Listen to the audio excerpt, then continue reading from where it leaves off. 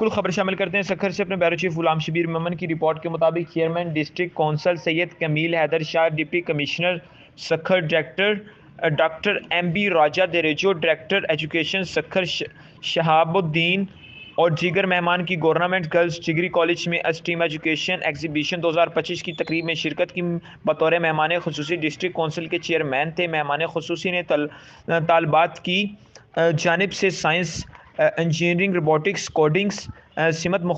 मुख्तलिफ प्रोजेक्ट्स और ज़हनी सलाहियतों और महारतों से बनाए जाने वाले मॉडल्स की तफसील का जायज़ा भी लिया, जबकि इस दौरान बेहतरीन कारकर्दगी दिखाने वालों को खराज तहसीन भी पेश की। सैयद कमील हैदर शाह ने इन्हें दाद देते हुए और इनके मुस्तकबिल में कामयाबी और नए ख्वाहिशात का इजहार भी किया। इससे इनकी दिलचस्पी बढ़ाने और तालबात को ये प्लेटफार्म मुहैया करने पर अफसरान ने डिग्री कॉलेज इंतज़ामिया की काविशों को भी सराहा। तकरीब से खिताब करते हुए सैयद कमील हैदर शाह का कहना था कि डिग्री कॉलेज में स्टीम एग्जीबिशन के प्रोग्राम में शिरकत करना मेरे लिए काबिल फ़ख्र है और